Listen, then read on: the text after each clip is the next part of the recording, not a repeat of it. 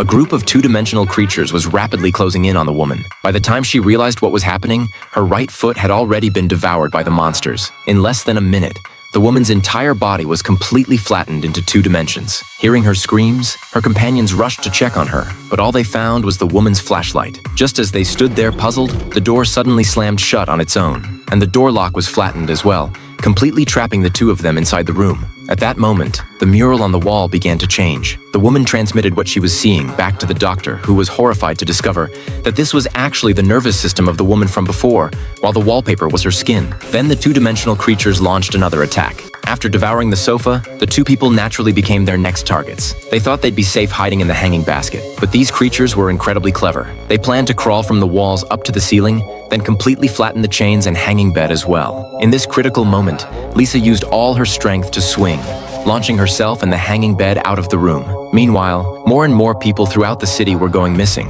They weren't being murdered. They were being turned into human-shaped graffiti by the two-dimensional creatures. Lisa urged people to stay away from the graffiti, but it was already too late. The graffiti seemed to come alive, all of them beginning to move. They crawled down the walls to the ground and began attacking people in all directions. Lisa quickly led people to hide in a nearby warehouse. One person ran a bit too slowly and was unfortunately caught, transformed into a two-dimensional creature. Lisa and the others had no choice but to keep running. Exiting through the warehouse's back door, they fled to a tunnel. But what they didn't expect was that the two-dimensional creatures had gradually evolved into three-dimensional beings. Soon, another companion was captured. To escape the tunnel, they had to open the steel door in front of them, but the door handle had been flattened. The doctor handed Lisa a high-tech device that could restore the door handle back to 3 dimensions. This way, they successfully opened the steel door and escaped. To prevent the monsters from following them, after closing the door, Lisa flattened the door handle again. But by now, the monsters had completely become 3-dimensional creatures and possessed the abilities of 3-dimensional beings. They could restore flattened objects back to 3 dimensions. Soon, the steel door was opened by them,